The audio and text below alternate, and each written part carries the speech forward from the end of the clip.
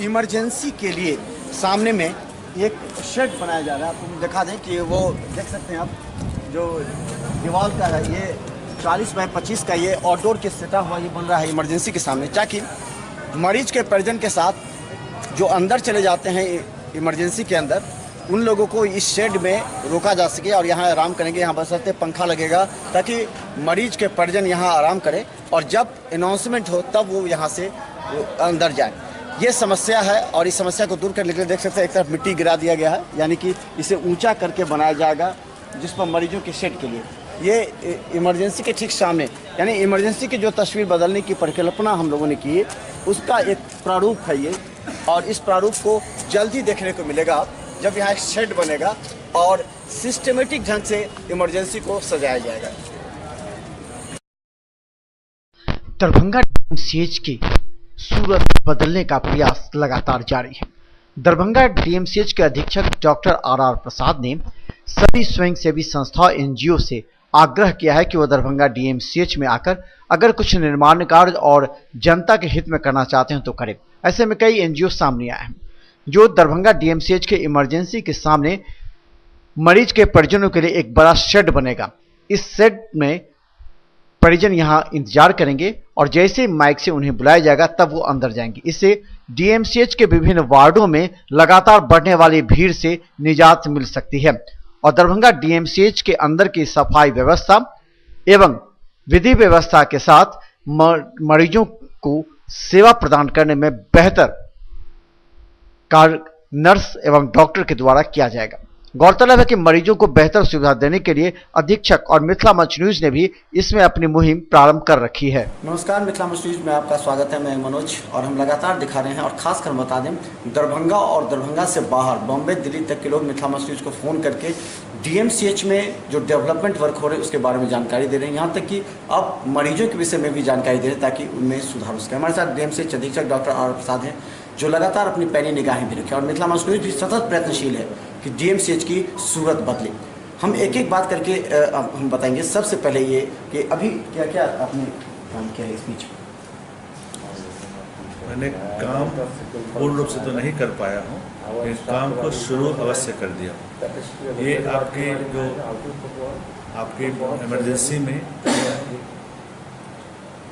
Emergency में आपातकालीन स्थिति में वहाँ पर मैंने एक माइक की व्यवस्था की है जिसके द्वारा लोगों को सूचना दी जाती है बराबर कि कहाँ आपको जाना है। आप मेडिसिन के केस है तो वहाँ जाएंगे, सर्जरी के केस है तो वहाँ जाएंगे और उस रूम नंबर को वहाँ लिख दिया गया है जिससे कि वो वहाँ जाते हैं। उन्हें ये भी जानकारी दिया जाता है कि किसी भी अवांछित तत्वों के साथ या किसी भी भड़काने वाले लोगों के साथ नहीं जाएं, क्योंकि इससे उनको कोई गलत जगह पर ले जाया जा सकता है जहाँ पर उनकी आमदनी होगी। उससे भी सब सावधान रहें। वो उसकी सूचना बराबर 24 घंटे देती जा रही है, जिसको हम लोग समय समय पर अपग्रेड भी करते हैं। दूसरी है कि वहाँ पर शौचालय का अभाव था या नहीं ठीक से बना था, उससे मैं शौचालय की व्यवस्था कर रहा हूँ। मेरा ऐसे भी सफाई, पेयजल और शौचालय 3 पर मेरी निगाहें हैं और 3 को मैं धीरे धीरे ठीक करने की जश्न में लगा हुआ हूँ। अब उसके सामने मरीजों को बैठने का कोई जगह नहीं था और उन्हें जिसके कारण वो वेट करने में सीधी आकस्मिक विभाग में ही चले जाते थे, जिससे काफ़ी भीड़ हो जाती थी वहाँ पर। तो अब बहुत सारे क्लबों ने, निजी संस्थाओं ने मेरे पास ये बात रखी। जब हमने रखी थी तो वो बात उन्होंने रखा कि इस काम को मैं करूँगा। जैसे कि अभी आकस्मिक विभाग के सामने जो बन रहा है, रोटरी क्लब दरभंगा ने ये अपनी तरफ से ये दिया।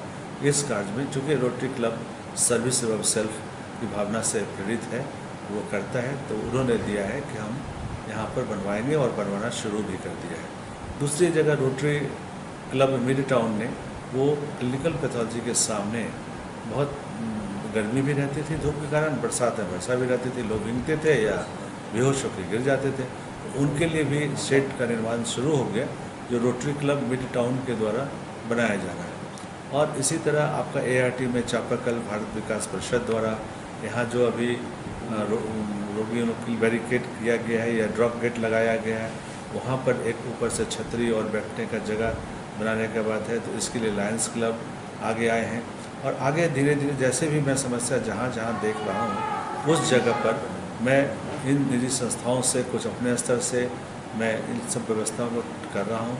मैं समझता हूँ कि इससे बहुत कुछ। एक और मेरे मन में बात आई है कि जितने भी लोग यहाँ पर हैं, ऑफिशियल रूप से तो मैं नहीं कर सकता हूँ, जो भी दोनों तरफ से सब्जी, फल, मछली ये सब बेचते हैं और बहुत सारे लोग ठेला पर लगाए रहते हैं, मैं इन ठेला वाले लोगों से अपील की है कि कोई और मैंने एसओडी को भी मैं ये कहना, मैं एसडीओ को भी साहब को भी मैंने कहना चाहूँगा या नगर निगम से बात करना चाहूँ, इन्हें विस्थापित करके कोई ऐसे जगह पर, सुरक्षित जगह पर स्थापित कर दें ताकि इनका काम भी चले और हम लोग कोई परेशानी भी नहीं हो। इसके दिशा में मैं भी बातचीत कर रहा हूँ, विमर्श कर रहा हूँ और इसे भी एक कार्य रूप देने की कोशिश करूँगा।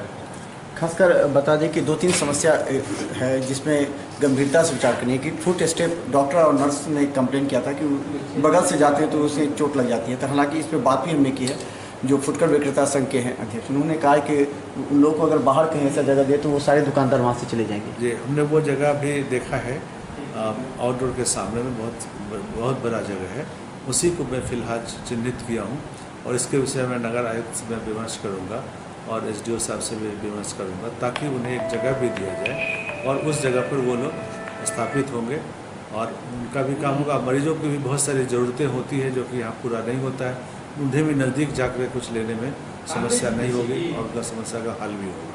अच्छा, ये इमरजेंसी की सूरत बदलने की बात हुई थी जो जूनियर डॉक्टर्स में, उसमें अभी तक कोई रिकॉर्ड रूम केवल खाली हो पाया, उसके बाद फिर अभी तक कुछ प्रोग्रेस नहीं उसमें आया। उसमें हमने बात की थी कि कुछ सिस्टर के रूम में है बहुत सारा चीज़, तो उसमें कुर्सी, टेबल, रिकॉर्ड्स टूटे बहुत सारे मशीन पड़े हैं। तो हमने बात की थी कि इसको खाली करने का, तो उनकी बात ये थी कि आखिर इसको रखे कहाँ। तो मैंने 2-3 जगह सर्जरी में चिन्हित किया है जिसका दरवाज़ा नहीं था कि दरवाज़ा लगा दो ताकि वो उन सामानों को वहाँ हम लोग शिफ्ट करा दें और तब वो जगह खाली होता है तो उसमें मरीज की ही रहने की व्यवस्था की जा सकती है। जैसे कि वहाँ पैथोलॉजी और ईसीजी भी मैं शुरू करने का सोच रहा हूँ ताकि एक कमरा भी अगर हो जाएगा तो उसमें पैथोलॉजी और ईसीजी मशीन जो है सुबह उसमें सुचारू रूप से चलाने की कोशिश करें। लगातार हम बता दें कि हमने ये भी कहा है कि दरभंगा डीएमसीएच की स्थिति थोड़ी सी बदल रही है, सुधर रही है तस्वीर, हालांकि थोड़ा सा विलम्ब हो रहा है। कई मरीजों ने ये भी शिकायत की है कि नर्सों की गंभीरता कम दिखी जा रही है, रात में कई बार पानी नहीं उसका ख़त्म हो जाता है फिर भी चढ़ा रहता है, फिर इस तरह की कई समस्याएं जिस पर इंजेक्शन टाइम पर नहीं मिलता है। ये देखिए, ये 2 समस्या के बारे में मैं नर्स का सिर्फ दोष नहीं दूँगा, ये हमारे प्रशासन में भी ऐसी बातें हैं जिसकी मैं खुलासा करने जा रहा हूँ अभी आपके माध्यम से कि जहाँ 1200 की ज़रूरत है नर्स की, वहाँ पर सिर्फ 294 ही कार्यरत हैं और उसमें भी स्टाफ नर्स है, सिस्टर नर्स नहीं है अभी हम लोगों के पास में। मैं सरकार को भी इसके बारे में एक ज्ञापन देने जा रहा हूँ कि इस रिक्तियाँ को जल्द पूरे करें और ये भी 1200 उस समय का था, 5 से 10 साल पहले का था, लेकिन अब उस रेशियो में तो और भी बढ़ना चाहिए। बढ़े क्या, घट ही गया है। अब सिर्फ मेडिसिन वार्ड की अगर हम बात करें तो 2 ही स्टाफ नर्स उसमें पदस्थापित हो।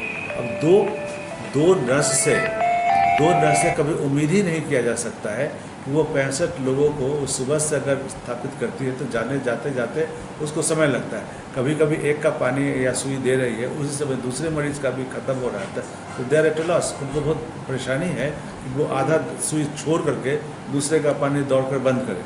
तो ये हम लोगों की तरफ से कुछ है। हालांकि इस दिशा में मैंने कुछ जो छात्राएँ पढ़ती हैं नर्सिंग स्कूल में, मैंने मॉर्निंग आवर में उनका डेमोन्स्ट्रेशन वहाँ किया है ताकि वो सीखे भी, कुछ उन लोगों को मदद भी करें, इसके लिए दिया है, लेकिन तब भी बहुत कम हो जाता है। तो हम सरकार को इसके लिए ये भी लिख के दे रहा हूँ, ज्ञापन दे रहा हूँ कि ये रिक्तियाँ जल्द से जल्द पूरा करिए। जो कि 65 पर एक नर्स पर आप सोच लीजिए कि 35-36 पेशेंट्स आ जाते हैं, संभव ही नहीं है। वो अपना कार्ड अपने स्थिति के अनुसार जो उनसे रिस्पेक्ट करते हैं आप, उसके अनुसार काम कर सकें, ये कतई संभव नहीं है।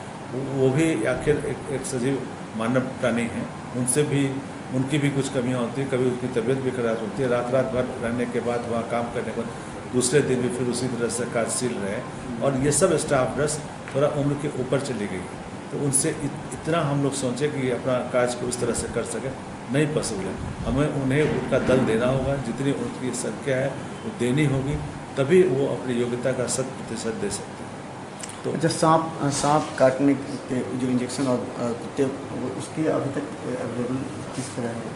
हाँ, ये भी आपने एक अच्छी बात बताई कि AVR anti rabies vaccine area भी अभी भी फिर ख़त्म हो चुका है। बार बार लिखने के बाद BMSICL को लिखने के बावजूद भी हमें नहीं उपलब्ध कराया जा रहा है। मैंने मंत्री जी से बात की थी, वो बोले कि उपलब्ध हो जाएगा। मैंने प्रधान सचिव को भी BMSICL को भी खबर किया, लेकिन हमारे पास आए तो फिर 500 ही सुई आए। 500 यहाँ पर 100 के सर के 100 के दर से प्रतिदिन ये 5 दिन में ख़त्म हो जाते हैं। हमने एक बार इसके पहले 5 लाख के अंदर में खरीद भी की थी, वो भी इसी तरह ख़त्म हो गई। तो अब सवाल यहाँ पर है कि न BMSICL हमको हमें दे रही है और न हम 5 लाख के अंदर में खरीद भी सकते हैं। तो ऐसी अवस्था भी आ गई है जहाँ मेरे अधिकार क्षेत्र के बाहर है, मैं उस पर कुछ कर नहीं पा रहा हूँ, लेकिन सतत प्रयास में हूँ कि BMSICL से इसे जल्द से जल्द उपलब्ध कराया जा सके और लोगों का इसका फ़ायदा भी मिल सके। तो लगातार आप अपडेट हो रहे हैं, और हम बता दें, एक व्यक्ति को ठीक करना हो तो 48 घंटे से 72 घंटे में ठीक किया जा सकता है, लेकिन अगर पूरे सिस्टम को ठीक करना हो तो समय और वक्त तो लगेगा ही, जिसमें धैर्य भी रखना पड़ेगा, विश्वास भी बढ़ाना पड़ेगा और अपने आप को संतुलित करते हुए ईमानदारी से कार्य करना पड़ेगा। धन्यवाद।